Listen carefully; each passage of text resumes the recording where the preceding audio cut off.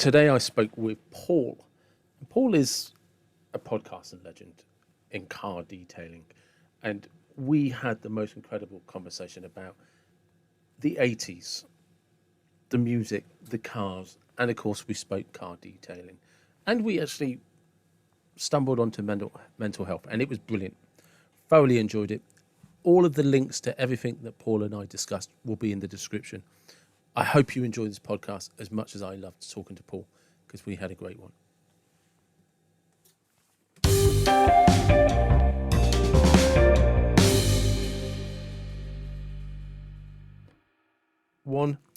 Good afternoon. Welcome to the David Watson podcast. How are you? Good afternoon, David. Finally, we've managed to make technology work for us. This is it. So just to give people some reference, we have actually tried to record this already. And Yes. And between the two of us, we realised we don't know what we're doing. No, completely not. My friend Specky McSparrow and I do the podcast every other week. Will tell you exactly my knowledge of tech, and it's very, very limited. But we're plagued by Wi-Fi issues, weren't we? So Yeah. Hence why I'm in my garage, which is the most absurd place to be, or otherwise known as the Pratt Cove. So just like, actually, that's a good place to start. Is tell everybody about your podcast. With your good, nice plug. I like it. So our podcast, me and my friend Specky, who's he's from Aberdeenshire. He's a fellow YouTuber, Instagrammer. We decided it was something we wanted to do quite some time ago. He wanted to do one, and then I had an idea in the back of my head to do one, and didn't have the balls to do it. And we said, look, why don't we just do it? Let's see how it goes. And it was a bit of like a pilot scheme. I think the first one went out, and we thought, do you know what? We really enjoyed that. We really did enjoy it. So let's do another one. And it's kind of just, we've got into it now. We've become a little bit more professional. And the biggest problem is trying to limit the chat, because I tend to go out for about an hour. And last night I think it was an hour and a half. And you know what it's like once you start. And we'd ask the audience, we'd ask people on Instagram for some questions, because we had Vicky on from Northern Ireland, and she's a cracking guest. And we all sort of bounced off each other. But the idea came about purely as a backup for YouTube, and something a bit different, because not everyone can watch videos. You know, Yeah. These things like podcasts and video casts. People can have this playing on in their ears, not actually watch the video. Excuse me, but the podcast is literally just audio, and something that we really enjoy. It takes up less time than YouTube, so it's something that we're gonna proceed with. I think we're gonna have a little bit of a break, I think, before Christmas, and then have maybe 2 or 3 weeks off and get back to it. But yes, if anyone wants to find out about the podcast, it's on my Instagram. There's a link underneath. If you just search Specky and Paul Talk Detailing on Spotify, you'll find us. And I'll also make sure all the links are in the description to both you and Specky, so people can just find both of you that way. And which is interesting you say that, because I went to see a friend of mine today, Brooksy, who's been on the podcast a couple of times, and he was like, you and me should do a podcast where you just talk random shit. So that will be coming out at some point. We just got to arrange a day to do it. Because exactly that, just screw it, fuck it, we'll just try and talk to each other and see what happens. And another thing, because we're going to get into, obviously, car detailing and how you got into it. But I want to go back to something that you and I talked about last time, which is basically when time should have stopped, which is the end of 1989, right? Because that's when the good music stopped and the good cars stopped. So there's a few things that followed into early 90s, but it really was the 80s, by far, you and I completely agreed, was just the greatest decade. Absolutely. Yeah, I think I was stuck in... It's funny, because I heard something on a radio broadcast today. They were doing Guest of the Year, like they do on local radio. It's on every day, isn't it? And our local radio was BBC Essex, which is mind-numbingly boring at the best of times. But this was... As soon as this record came on, I knew it, and it was a Duran Duran track, and it was Wild Boys, and I just said, yeah, that's 1984. And 1984 for me, 83, right through up till about possibly 89, was about probably the golden era, and after that, it's not for me. You know, my music selection is fairly limited with the 80s. I mean, it's mainly electronic, poppy, a little bit of rock. Then after that, it gets a little bit more obscure. But I just think, yeah, time should have stood still. And my son agrees with me as well. He thinks that the 80s built the best cars.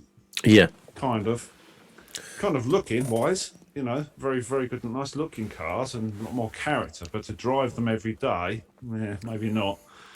But yeah, so I am an 80s freak. Yeah, I mean, I'm the same. And the thing about the 80s is I loved all the music, everything from ABBA to Tears to Fears. It didn't matter. Like you say, the early soft rock of Bon Jovi and stuff like that, the things that, were the late 80s. I enjoyed all of that. Yeah. Do you know what I mean? Even the early house music, like Yaz and stuff like that. Yep, I've got no problem. I loved all of it. I loved that entire disco era. It was just amazing, But the cars, especially, because we talked about this last time. The Vauxhalls, the Fords, the Volkswagens, the Renaults. That it just goes on. And everything from Cavaliers to Cosworths to Escorts. To my favourite, the Golf GTI, is just, there will never be anything greater to me than a Volt. In that time period, there's two cars that one I have owned, the other I never owned, but I wish I had. One is a Ford XR3i, because I don't know why, I just think they're the dog's nuts. And the one I did own was a Mark II Golf GTI, and I had the 8-valve one. And I never wanted the 16. I had the 8 and I loved it. You should have kept it. I've got a friend who's got one. I've got a close friend who's got one, and it's his pride and joy. And I think it was a golden era, and I don't think we're ever going to see those times again. I mean, especially as we move into hybrid and electric cars as well, the government's squeeze on people that are driving classic cars is getting worse and worse. I mean, my wife drives this 1993 Metro, and she's like, "Oh, what are we going to do? Are we going to keep this?" I'm like, I don't think you'll be able to keep it. You won't be able to run it, because they're going to make it so difficult for you to run cars like that, because they're not good for the environment. We know they're not, and there's a lot of romance with cars as well, because it goes back to things, memories. You always remember things with older cars. You always go back to whether it was with your dad or your granddad. My first car was a Mark 1 Escort, and at the time, everyone else had better cars than me, and it was kind of embarrassing. Now, they're like 5-10 grand for a Mark 1 Escort, and then you start talking about the RSs and Mexicos and the RS 1600s. It's mortgage figures, and I think it's people of our era are the biggest culprits, because we'll look back and go, I had one of those, and I still wish I had one. But at the time, you couldn't wait to get rid of it because you wanted a newer car. It's a really strange situation, because I think I went from a Mark 1 Escort to a 1987 white Cavalier, which was my dad's repmobile when everyone was repping on the roads. Everyone had company cars, didn't they? If you were ever a certain era company car, everybody knew somebody that had a company car and a company fuel card. Yeah, suitcase and a Sierra. Yeah, definitely. So, but it's true. You're right in the sense that people we always desire to have the next car, but there was a point where I just think that the up to the end of the 80s, possibly the early 90s, and the reason I include the early 90s because you had the Astra GTE, which is the one that you and I talked about last time, and that I think is the one with the digital dash, wasn't it? It was like that digital dash. Yes, I had one. Yeah. That was a cracking car, and Vauxhall did some great Cavaliers. The Cavaliers were amazing, and the Astra GTEs, the GTIs, they were, the SRI range was fantastic. And of course they did the Lotus Carlton, which was just... Yes, that was a bit of a weapon. I think at the time it hit the headlines, didn't it? Because it was a car that hit 180, 170 it's faster than something. it was faster than a Porsche, wasn't it? Yeah, and the police were upset because they couldn't catch it. And I think Noel Edmonds had one. I swear Noel Edmonds had one. I don't know, but I remember at the time there was an agreement with manufacturers, weren't they, to limit cars to 155. And Vauxhall came along with that Carlton. We're like, no, screw that. We're just going to let this one go. We didn't get that memo. Yeah. That's like, and just think they did that like with late 1980s disc brakes. This thing will go quicker than anything, but you ain't stopping in a hurry. No, that's where technology has moved on, and thank the Lord it has, to be honest with you, because that was something. Airbags? Who needs airbags? No. My wife always says that. My wife says, this car's not got airbags. I'm like, it's not going to reach to any speed where you're going to get hurt. No. Touch wood. Yeah, touch It's wood. a Metro. So, I mean, and that, but we were going on about music and stuff. Do you actually have a public Spotify playlist? Because you... No, I should have, because somebody's mentioned this, because I put so much out on my Instagram stories. It's always 80s music. I should get one together, really. It's something I should do and make public, because I do listen to an awful lot of 80s. And it's funny because my sister's a little bit of an age gap between me and my sister, and she won't even talk about the 80s. She won't. Oh no, it's like naff, it's like talk to other people, and it's like, I mean, we're going to see Martin Kemp next year. He's doing like a DJ set, but it's like with the 80s music. And we've just booked up to see Duran Duran. And I've been a huge Duran Duran fan for years. And now they've got the 40th anniversary. We're off to Hyde Park next year. And I'm really proud to say I'm going, because I still think they make incredible music. But yeah, I should get some sort of a playlist on Spotify. Yeah, good shout. I'll put that in my notes. You definitely should get out a little public, because like I said, I've listened to you on Instagram, and I think the last time I seen you with music, you were doing Manic Street Preachers. Yes. Do you know what I mean? I listen to music when I'm editing, funny enough, because a lot of my editing is done without talking. It's only the intro and the outro. Then I do the voiceover separately. And then basically I'll play background music. I have a music sent to me by a guy called Stu Preston. He's a music producer, and I almost pay him like a subsidy every month, a bit like Spotify. But he'll say, well, what sort of music do you want? And I'll say, well, I want this, I want dramatic, I want Christmas music, I want this, spooky music to go with this video. And he'll just write music for me and send it. And then I never reject any tracks. It's very rarely I reject any. And so music is a massive part of my life anyway. We've always got music on in the house. Even though I work shifts, it's the first thing I do is put the radio on in the morning or the afternoon. Yeah, I think you need music in your life. Yeah, definitely. Funny enough, I can take or leave music most of the time. Oh no, I've got to have music. Yeah. Yeah, I'm much more of a like in the car. I'll more often not listen to podcasts or audiobooks. But then I can then go on music binges. I think the problem is with radio, especially commercial radio. I mean, certain DJs I can listen to on radio too, because I'm that age. And local radio, I can't really listen to it. It's just awful, to be honest with you, because there's too many adverts. And I know what you mean. I got into podcasts before doing podcasts. Yeah, same as. And I was listening to Ross Kemp, who I find really good. More recently, Rob Brydon, started listening to him, and he's really good as well. And I just think it just draws you in, and you're driving your car, but you're listening at the same time and still concentrating, and it just makes journeys go really quick. We played one in the house the other day, and it was a Ross Kemp one, and then my wife liked it, so that's saying something. Yeah, but they also help me feel smart about myself, like I'm listening to culture. Do you know what I mean? Because I can't do art and things like that. So, but I listen to these and I come away thinking I just learned something I didn't know. Yeah. And then I'll drop it into a conversation somewhere, like randomly I'll be desperate for a week to drop something into a conversation, so I can just sort of sit. I'm not trying to be smug. I'm just trying to feel good about me. I feel smart now. I feel like I've shared something, Yeah. Yeah. So precisely. You said something there, actually, because this is something I learned when we spoke last time. Is you have a full-time job. I do have a full-time job, and the reason I'm late for this Zoom call is because I'm on days, which is very unusual. You and I are both shift workers, and I've been on the railway for 19 years. I work for Network Rail. I'm a full-time weld inspector. I look after all their crossings, and not the entire patch. Obviously, we work the East Anglia region. So I'm from Essex, in case you haven't guessed.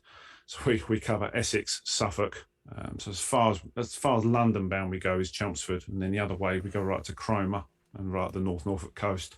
But yeah, I've been doing that for 19 years, and everything else, people keep thinking, they say, oh, well, we didn't realise. We thought you were just a detailer. We thought you were a valeter. We thought you did it full time. I'm like, no, this is part time. This is just it's a part time obsession.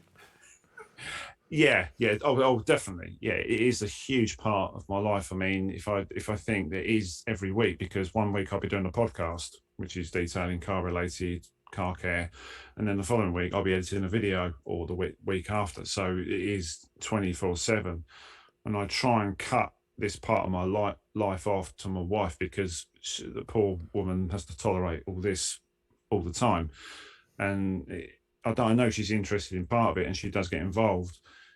She'll have friends, and I get customers that know some of her friends, and we've met people through doing what I'm doing. So there is that connection, and she supports what I do. But I wouldn't sit there and start talking about products all night, because I should just go. Yeah. Yeah, but it's a massive, massive part of my life, and it's a huge part of mental health as well. Definitely. How so in mental health? I think the people we relate to, especially this year, and also since lockdown, we've had messages. I've certainly had messages from individuals saying it's really helped out with their mental health. They've got into car care because they've been furloughed and they've been at home. Yeah.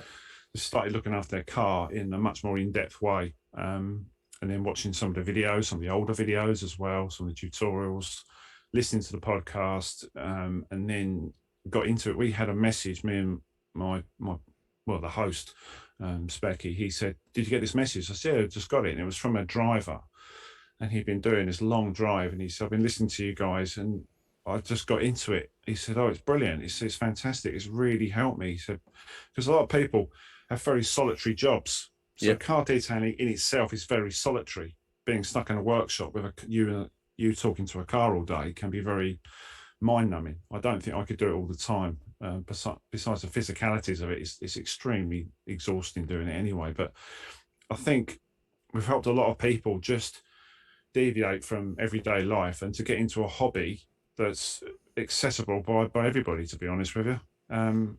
And I think that's helped a lot of people, and it's surprising. I've had really good feedback this year, which has been really good. More on the podcast, not quite so much with the video, but they have related to it, and listening to us as well. Quite calming, I think, is the word. There is something strange, because I've watched like several of your detailing videos, and there is something just weird about watching somebody clean a car. They're just like, oh. And you'll sit there, before you know it, you spent 15 minutes watching you clean and rinse and polish a car, and you're just like, yeah, wow, oh look, there's another one. Yeah, watching some bald bloke from Essex talk complete willy dribble for about half an hour. Yeah, it's funny, because my wife always says, she said, I don't understand. She said, how can you make another video about how to clean a car? I said, it's not kind of how it works. It's different products, different ways. Yeah. She said, yeah, but surely somebody's seen you do it before. I'm like, yeah, but there's new people that want to see it. People But that's not the point. Know. Yeah, that isn't the point. Yeah, it's like having a cooking show, isn't it? Well, they've obviously seen you cook before, but it's a different recipe this week. That's it. But it's funny, because as you know, because shout out to Maz from Garage Therapy, who did the initial introduction for us. Yeah. Yes. Like as I was growing up through the ages, so to speak, car cleaning consisted of, like, the first time you ever cleaned a car, it was a bucket and washing up liquid. That was it. And then if you knew anything about cars, you went down to the local car shop. At that time, my budget was turtle wax. Everyone's dad seemed to have a bottle of T-Cut, which was a given. Do you know what I mean? Yeah. And I never touched Auto Glim, because it was out of my price range back then. Because Auto Glim was a posh product. Do you know what I mean? So yeah, it was. If you had Auto Glim in, you probably had a rep car as well. Do you know what I mean? You were a middle class man. Yeah. You know? Yeah, an SRI, probably a white one with red stripes. Yeah, that's right. Do you know what I mean? That's exactly what you had. Because and that's kind of, and then, like I said, I got my like, now we jump up, because I've people that know me, I had like a couple of Volkswagen T4 vans I'd converted into camper vans because I was into surfing and stuff. I never washed them, ever. The only things I washed was the lights and the number plates, so I didn't get pulled over. Oh, sacrilege. Yeah, couldn't give a shit about them. Do you know what I mean? They had a purpose, and that purpose was to keep going forward unless I needed to go in reverse, and to stop when required. Outside of that, I didn't care if I dinged them, scratched them, nothing. And when, do you know, like because I live in Wiltshire, so there's a few country lanes. No, I'd mount the bank, scrape the entire side down. Didn't care, just carry on driving. Do you know what I mean? So I had no interest. But this is a funny thing. I got rid of one TT, got another, treated that exactly the same. And Volkswagen T4 owners will be like, they've switched off now. They're like, I'm not listening to guys, a prick. And then I'll jump from a T4 to a TT. So van to a TT. As soon as I got the TT, I was just like, you're going to have to adopt a change of attitude here, Mr. Watson. We can't, you can't do this. And that's when I then I went down the local shop, had a look, car shampoos, stuff like that. No idea what I was doing. And then there's a local guy called Liam, who's LB Details. And I just contacted him, like, just a bit cheeky, like, yeah, how much is it, to have the car detailed? And he was just like, it's like 100 or something quid. And I thought, I'll give it a go, see what it's like. Damn, that car had looked better than when I picked it up. Yeah. And it was 2.5 years old when I got it, so I should clarify. But it did come from a dealership, And I was just like, damn. He steam cleaned it, he did everything. And I was just like, so that's now part of my 3 to 4 months maintenance pack. And then I was just like, how do I keep it clean? And I'm all shy because I clearly haven't got a clue what I'm talking about. And he recommended Garage Therapy, one shampoo. And that's where I've stuck, just like, because I can't replicate what Liam does. Yeah, it's not a bad shout. It's not a bad thing. I mean, most of it is sat on the shelf here next to me. It's a good way to get into it, to be honest with you. Seeing a professional do that, and a lot of the time I get asked, how do I keep it clean after you've been and done this treatment, whatever I've done. And I spoke to a customer 2 weeks ago, and I've got to do a Ford C-Max. It's like a daily, and it's not been touched. It's dog hair. It's a gun dog mobile. And she was saying, the wife was saying that it's always kept clean, but since you've done it, it's easier to keep clean. So there's the whole idea, because we detail cars not to detail cars, because we want to keep them clean so we don't have to clean them. It's a very, very strange industry, because we're doing stuff all the time, testing stuff religiously, regardless of it. Some weeks it doesn't really need cleaning, but when you've got your own car and you've got a selection of stuff, you'll do it maybe once a month, but you'll find you don't have to do it quite so much because you've got protection on the clear coat and yada, yada, yada. So that's the whole idea behind it, is to get it looking as pristine as possible and let it keep looking like that as well. And also it retains the residual value as well. Yeah. There's two sections of society. There's the section which is really stinking rich, which I just go and, you know what, it's coming off lease, or I'm getting rid of the Porsche or the Ferrari or the BMW and get another one. It doesn't make any difference to them. But there is the other guy, the working guy on the street, who will save up really, really hard, and he will cherish that car until the wheels fall off. Yeah. There's different sections of people, but yeah, it's interesting. You went from a camper van to a TT. I find that's a drastic change. So what that to do is and this could potentially be useful for mental health as well, actually, because I do a lot of mental health work, so coach and mentor people, and as you know, I did these daily videos about mental health and stuff. The thing about the camper and the Volkswagen camper van is, I got into surfing with my friends, and there's a mixture of midlife crisis, but not like in the stereotype way. But I was kind of floundering about in my life about who am I, what do I do? Like you were saying about umming and ahhing about doing a podcast. I had the same thing. And you just like, do you know what? These little things that you want to do, you have to go and do them and not worry about if they're going to work out. All right? Absolutely. Because what we tend to do is procrastinate, think it's not going to be worth the investment, and then never do it. And you end up building this cycle of regrets that just keeps something else will take. And this is kind of, so I bought a van because of an ex-girlfriend, because she'd said I couldn't have one when I was with her. And I was just like, when we split up, I kind of just bought my first T4 just because I just wanted one. But I'd wanted a camper as a teenager. And again, I got into a long-term relationship with somebody. She was just like, you're not having one. They're impractical. And I should have just done it because we broke up anyway. So Yeah. do you know what I mean? I should have just got the van and seen whether I really liked it, because that relationship never worked out. But that relationship may have or may not have worked out on the basis of me doing what I wanted. So like spring forward 20 odd years, and I still want to own a van because I'd never owned one. So I got hold of a Volkswagen T4. It had a knackered engine. I got all of that sorted, and then I kitted it out as a camper inside. At that point, I did realise, actually, this isn't as much fun as I thought it was going to be. But again, I wasn't being honest with myself. And what I should have done is then got rid of that and gone and got like a Golf GTI again, or a TT.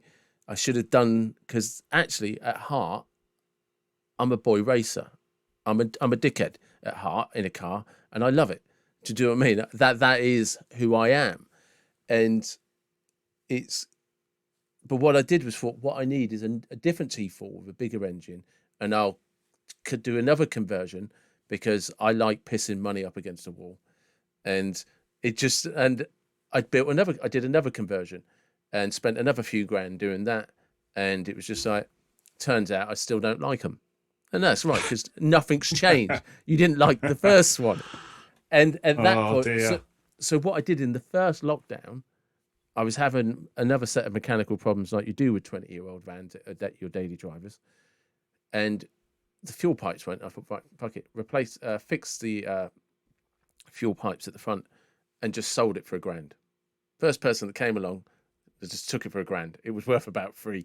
Do you know what I mean? It had solar panels, the lot. It was completely kitted out inside. But I had to get rid of it. And then once I got rid of it, I was like, right, you don't have a car now. Luckily, my sister was furloughed, so I borrowed her car. And I was just like, right, now you better figure out what you want to do.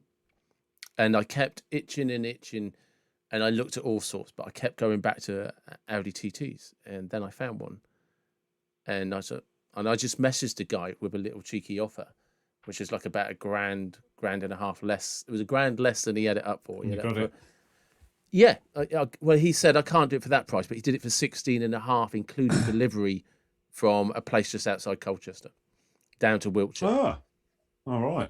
But he delivered it on the grounds of, because obviously I couldn't come and look at it because of lockdown. So he delivered it, and he's like, and I put a deposit down. He's just like, and I paid 16.5 for it, 2017 at the time. And he said, like, unless you can find anything wrong with it, you agree to buy it. He said, so if it turns up and you don't like it, you're still buying it. I said, yeah, no worries. Wow, that's quite a gamble. But he's going to deliver it on the back of a flatbed in the middle of lockdown, and I can't really because if you work it out, by the time you get up there and come back down and get up there, you're spending a few £100 anyway. Yeah, you're right. It's a completely stupid gamble, but sometimes that's life, isn't it? Well, but that's true.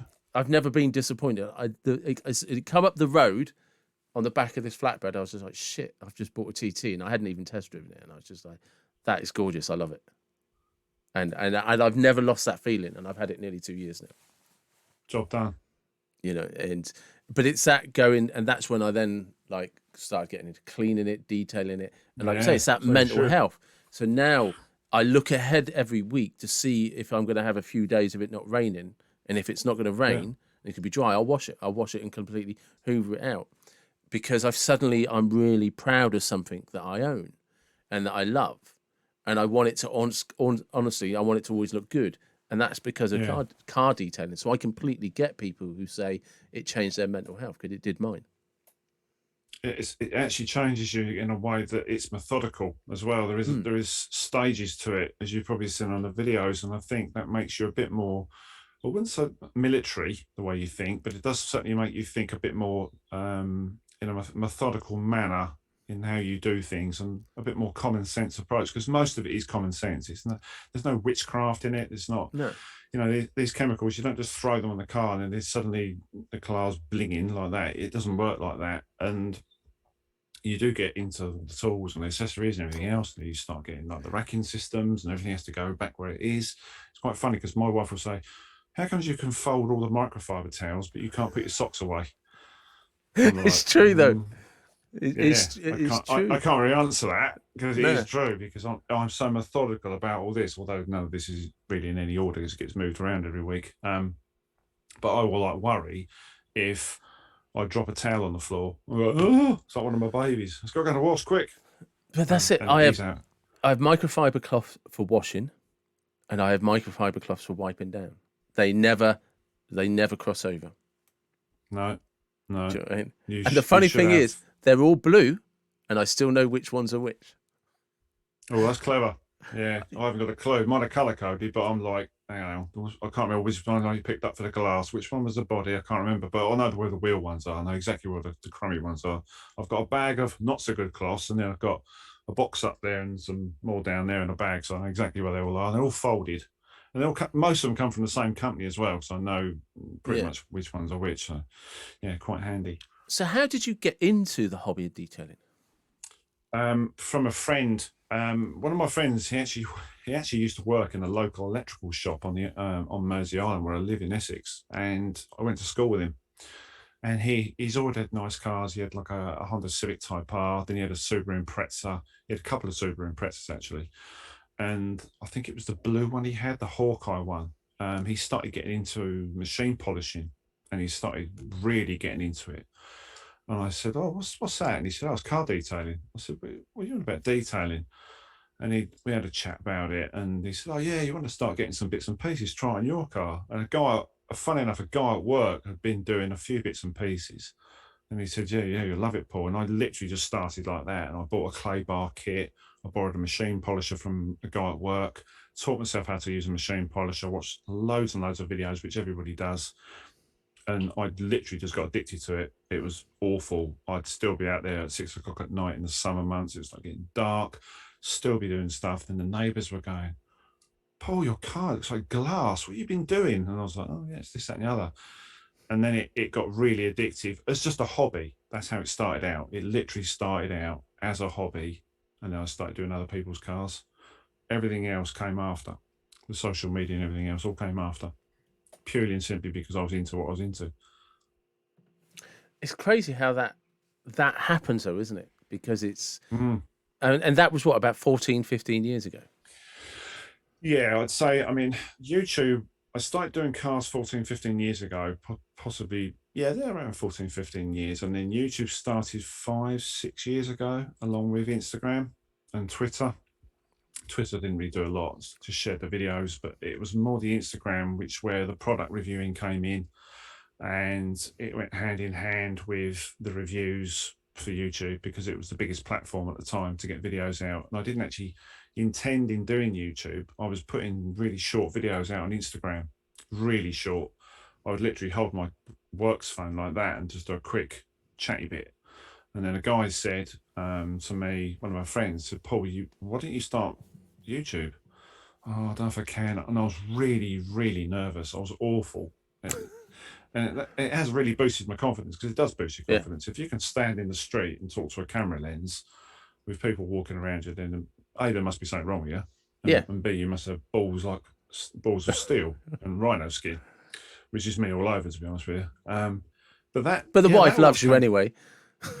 Yes, of course she does. Well, it's funny because in the beginning, it took an awful lot of time up because the editing was taking forever, and I was never very good at it. And more recently, I have to thank Specky for this, because he's always coached me with editing, and then I've been self-taught and you only learn by your mistakes anyway. You know, you'll do a video and you think, well, where the hell did that come from? Why is there no talking there? And why have I got a black screen and all the rest of it? Yeah. And that always came later, the social media part. But I was, looking, when we were talking about earlier about doing things, you just think, sod it, I'm going to do it. I was 45, and I thought, do you know what? If I don't do it now, I can't really start it at 50. So I did, and I'm 51 next year, and haven't really looked back, to be honest with you. It's been brilliant. It's been the best thing ever. It is, isn't it? It's funny because, like you say, I didn't know how to do anything to do with podcasts. I didn't, and a guy called Carlton, who Brunton Media, who's a friend of mine, I was talking to him about it, and I'd arranged to do a podcast with my therapist because it came up in a session. I was like, I've been wanting to do one of these for a few years now, and I've not done it. So I'm just going to do it, and you're going to be my first guest. So she was like, yeah, okay. And I was talking to my friend Carlton. I said, yeah, so I've arranged to do this, but he said, you can't do a podcast like that. It's not going to work. I said, yeah, I'll just record it on Zoom or something. He said, no, it doesn't work like that. He says, it won't last long enough. And I was like, oh, shit. And this was like 4 days to go. And I was like, what are we going to do? And because he's like into all of the computers and stuff, like he just said, right, on the phone, he just download this. And he did a YouTube tutorial whilst talking to me, uploaded it, and then said, now watch this, because I've just talked you through everything you need to do and set it all up for you. And I was doing it live and then watched it all back. And I was just like, oh, right, yeah, I've done all that. So now all I have to do is start record, stop record. And that's, do you know what I mean? But it was just sheer chance that I was talking to somebody about it who does podcasts. And he was like, yeah, you can't do it like that. And obviously he knows me, so he's sympathetic to my technological needs. And just did it. And I was just like, oh. And I've never looked at. And the funny thing is, like you were saying, I shit myself every time I reach out to somebody like you. You were a complete stranger, and it's just like, hello, mate. You don't know me, but I was talking to Maz at Garage Therapy, and he said you might be up for a podcast. Do you want to come on the podcast? And you were like, yeah, love to. And then you just randomly risk the fact that the two of you won't shut up for an hour and a bit. It's funny because I'm sitting in exactly the same place where I shot my first video. I shot one indoors in here with a headlight on my head and a mobile phone and an eBay mic. And that's how I did my first video. And then I bought an action camera, and then the action camera, somebody said to me, oh, I can't really watch you on fisheye anymore, Paul. It's getting a bit tame, you know. So I sort of went head first and bought a DSLR. Didn't have a clue how to use a DSLR camera. My dad sort of showed me some basics. And I started watching countless photography videos and video work, how to use a DSLR with YouTube, how to set it up, how to set your ratios, your aspect ratios, you know, contrast, all the rest of it, and really got into it big time. And that helped with photography as well. So that really helps. And people were like saying, well, you don't really take any pictures with your camera. You're just always using it for video. I do actually take pictures. So I take the camera on holiday. And I did think at one point, why didn't I just buy a video camera? So I just could have gone, pop. Yeah. it just spoke in front of me and just gone, took the SD card out and be done with it. Oh, no. Far too easy. Far too easy. Do it the hard way, Paul. Why don't you? I wouldn't know that. I now know that when I decide to improve my podcast, who I'm going to talk to. Well done. Volunteered yourself. I'm terrible for gadgets, and we're terrible for I don't know, if I see something I think, oh, that's good, I won't go, oh, that's a $3,000 camera, I'll go and buy it, because I've said to other people that do YouTube, that is, the camera isn't everything, it's the content. Content is king. They always say that on YouTube. You can record something on a NAF mobile phone and it can get like 12 million views. Yeah, definitely. It doesn't make any difference. I've proved it with videos. Some of my biggest videos have been shot on an action camera, which is crazy. It's how you do it. It's the information you give over as well. It is content, because like you're saying, it's just detailing, because like I said at the beginning, when detailing first, I mean, when did it even become a thing? Like I said, I worked in the car trade years and years ago, and valeters were kind of, they were a specialist trade, and everything was commercial grade. And then I remember a period, because I do remember valeters, like a good valeter was well respected in the car trade, you know, and he had his buffing tools, and he'd get all the spinny bits out and everything, and all the machine wax and stuff like that. But it was like, you know, you also heard horror stories where people got the old machine waxer and just buffed down into the undercoat, and you're like, what are you doing? You know, and went too coarse and stuff like that. And then there was a period where I'd left the car trade and people started getting into clays and like looking at details and measuring paint thickness and stuff like that. And I've sort of kept away from that, stuck with washing up liquid naturally, or just not washing. And then the next thing I know, there's companies like Garage Therapy. Now, I'm not just going to keep banging on about them, because I just don't know any other companies. Do you know what I mean? And that just happened to be the one that I got introduced to. And yeah, it does what I need it to do. So who was the first company that gave you something? Actually reached out to you and said, "We'd like you to review our product." I can't find the original one. There's two companies. In fact, this is, well, Alan is a close friend now. It was funny because it happened by accident. I bought a product. It's actually buried down here somewhere. I can't find it. By this company called AM Details, Alan, up in Scotland, and something went wrong with the receipt or something. I can't remember what it was, or with the purchase. And he ended up ringing me up and he said, "Hi, it's Alan from AM Details." And we got talking on the phone, and this is a true story. And we were talking about it. And I said, "I'm thinking about reviewing it."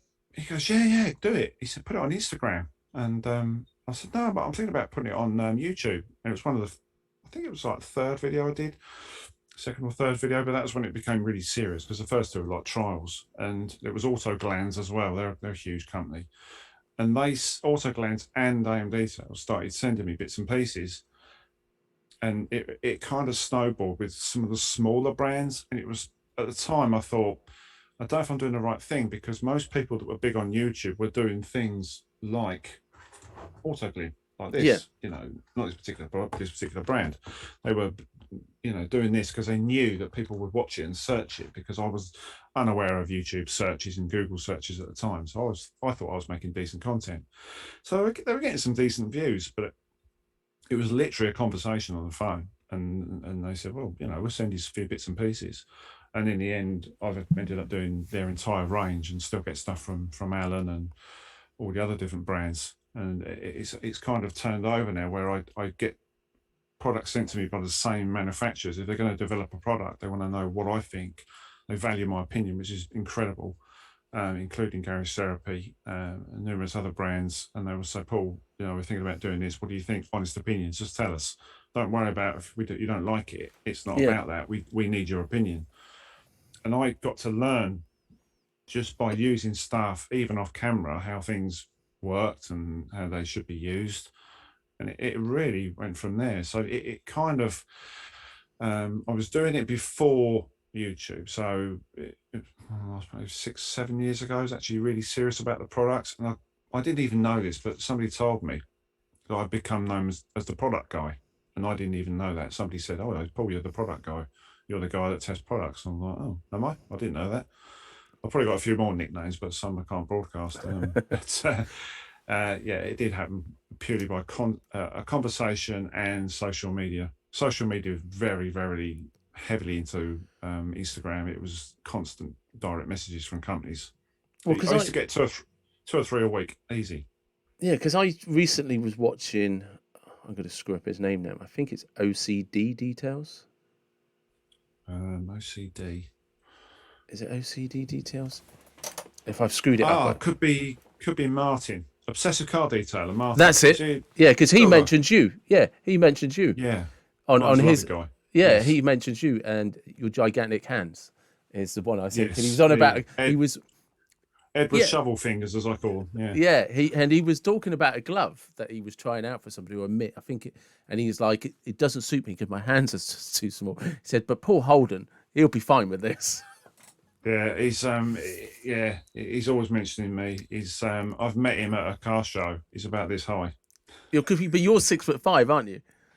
Yeah, I'm just under 6'5". Yeah. It's one of the strangest conversations I've had with people because Waxstock was postponed. Waxstock is the biggest show, I believe, in Europe. Was it the world? I don't know, but it's held in Coventry at the Ryco Centre, and I've been a couple of times, and it's an incredible event. And people were coming up to me going, "Oh, you don't look that tall in your videos." I'm like, "No, because I've got a camera tripod and it's at full extension. I'm standing up in my garage." Yeah. "I didn't think you were that tall." "Yeah, no, I'm this tall. I've got flip-flops on." Yeah. So, I take it as we go out of lockdown and stuff, do you think you're going to start doing some car shows, or do you do them already?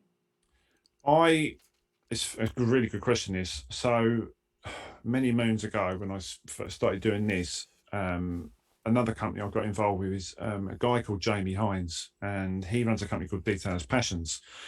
And there's his bucket sat behind me. But he's not as busy as he was because he runs 2 separate businesses. We're going to get him on the podcast. He's actually a boat detailer. He does yacht detailing, believe it or not. That's his main business.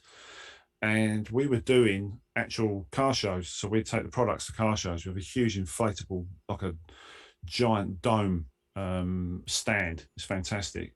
He always does stuff that's funky and different. We've got these screens we have up and all that sort of stuff. And we do car shows, and I will sell the products to people. So I get to meet the public and sell stuff to people. So I know about the products because I've used them. So what better person to sell them? Someone that actually uses them. So we do shows like that.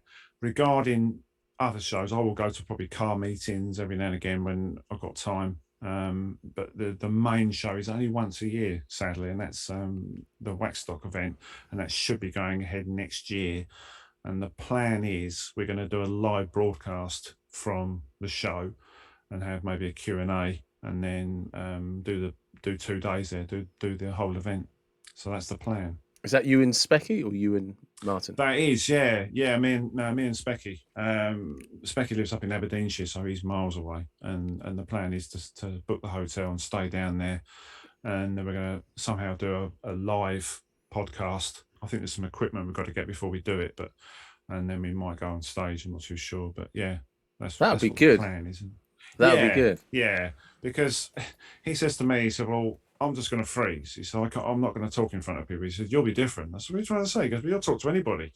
He goes, "You have to stand there and just own the stage." I said, "Don't know about that, but it will be nice to, because I've vlogged it, I've put it on YouTube. I've done it twice, but it's such hard work, and you miss people and you don't get to talk to people, because the reason I go is to talk to people. And get a few cheeky products, buy a few products, meet the brands in person, because you only get to meet people via a text or an email or a DM. So you don't, like, it's great that we can see each other and talk, because it becomes a little bit impersonal. If it's just you're dealing with a brand over several amounts of years and they're sending you stuff and you don't actually physically get to meet them.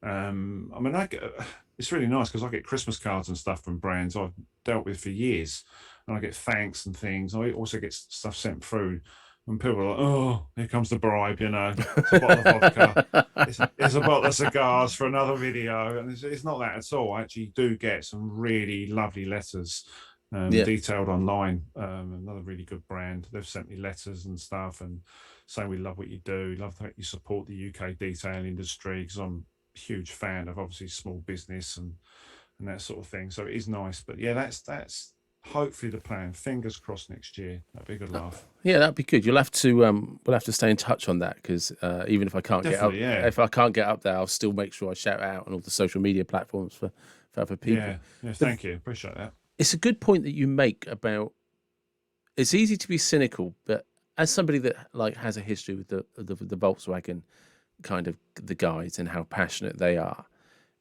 detailing is the same feeling. There's something about cars, and whether you're into your Fords, fast Fords, whether you're into your Volkswagen camper vans, you've got the Japanese guys, you've got the Subaru guys. For every manufacturer, there is a, whether it's the 80s cars, the 60s, the 70s, or the 90s, it doesn't matter. We all kind of share this passion, and it's very easy, like you say, people get cynical about, "Oh, you're getting this, you're getting that." No. The great thing about, and I got this especially when I was talking to Maz, and I know it's the same for everybody, is they love their products. So when they say we want an honest review, that's because they don't want to put anything out that's shit. Yeah, that's one thing about being a reviewer.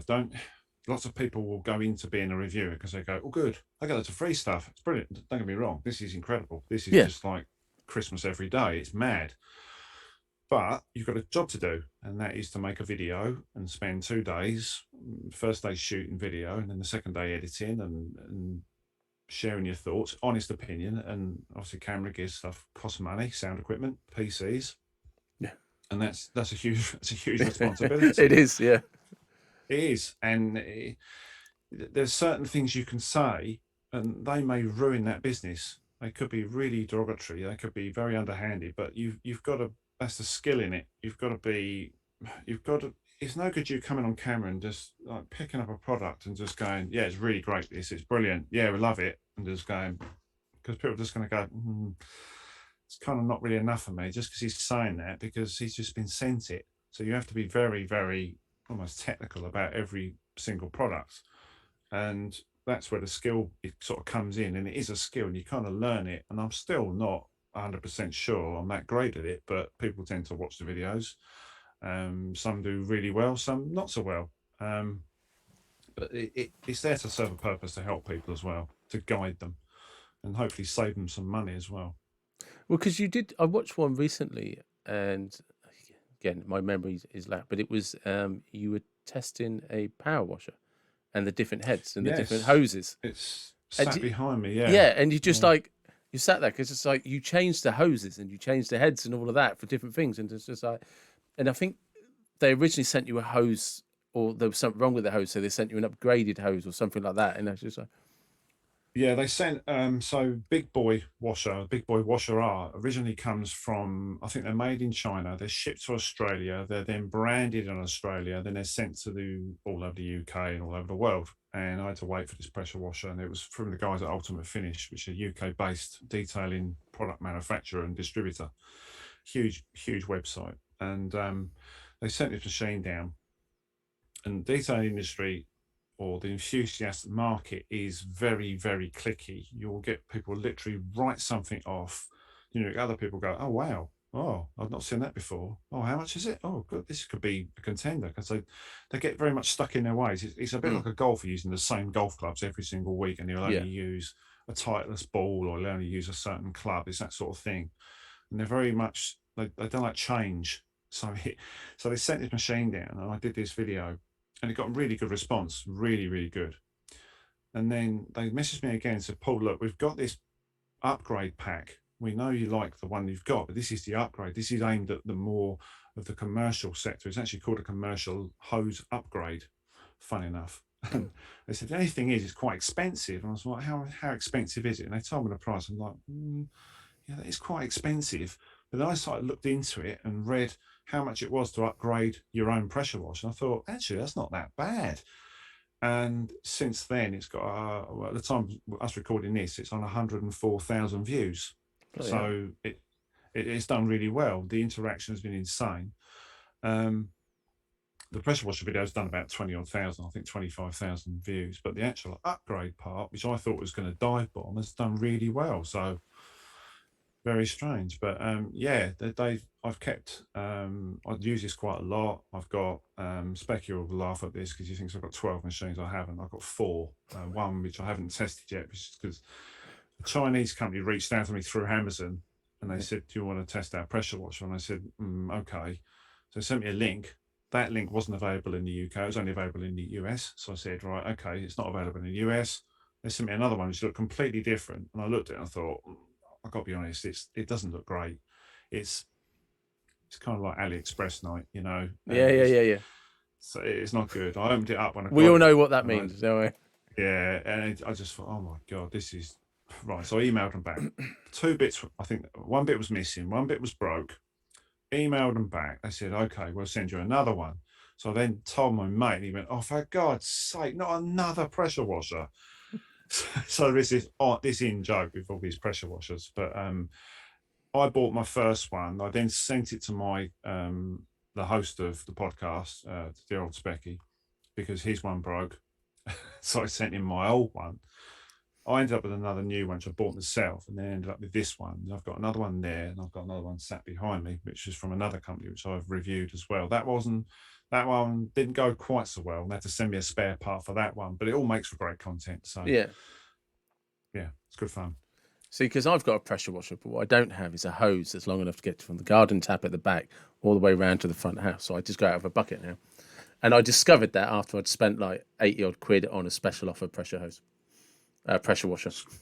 Go to Screwfix. You'll get a nice long hose in Screwfix. How long is a garden? I probably need a 30-meter hose. It's not. It's because the hose is round the back, and I've got to go when you go round to the front, and then it's the same with electric cables and stuff like that. And it's just like, you know what? I'll just fill up a bucket. Yeah, I know. I know. Luckily, it's winter, so I don't have to do much at the moment. But another thing I wanted to, because I didn't think we'd intentionally get onto this, but is you actually? I just recently seen that you've asked about getting a new YouTube logo. And well, because one of my original, sorry, I didn't mean to cut you off there. One of my original questions was about your YouTube logo. Well, I've actually, yeah, there's two logos actually. It's my YouTube logo, the Paul Dolden Details one, and we've also got a podcast one which we're not going to release just yet. That's under wraps.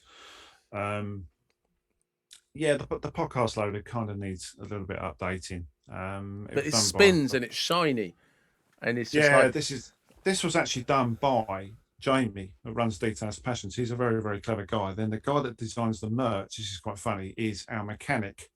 So he owns a company called Midnight Prince, and his name is Dan. So I have him on my WhatsApp as Dan Midnight Prince, and he's a very clever guy.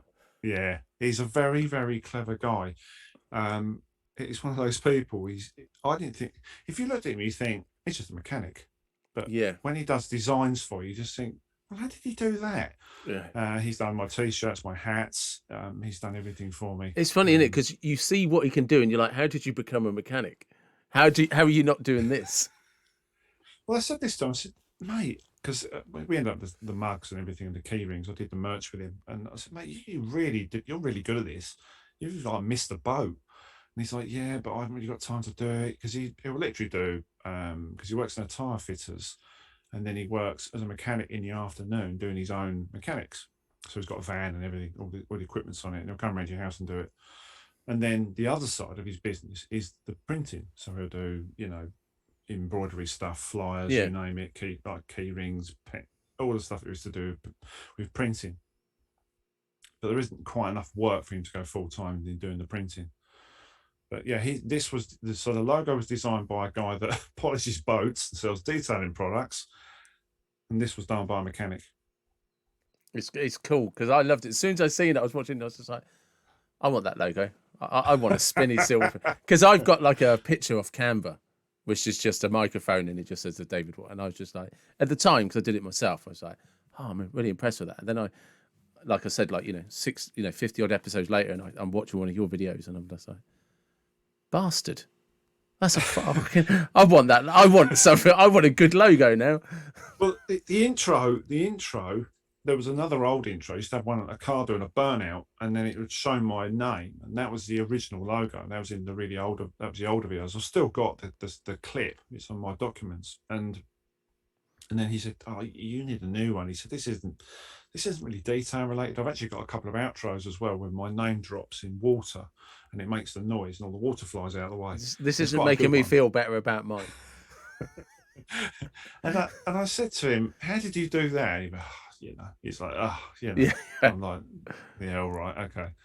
And he sat for days and doing it, and very, very clever guy. We've got a lot. One of the things which I'm really passionate about is the smaller cottage industries. Example, I'll just show you this. And here, so I reached out to this company. They're called Knockout 3D, and they made this. And this is a carpet stencil. So I put this on people's mats, and I vacuum over the top, and it leaves my name in their mats. That is so cool. It's clever, and this is all designed on a CAD and then 3D printed. And there's a towel rail over there, and he made these things, and he's got his name in there. If you can see that on the camera. Yep. And that's a brush holder, so that bit hooks on the bucket, and then you just put your brushes in it. Sneaky peek these, because these are going to be for the Christmas video.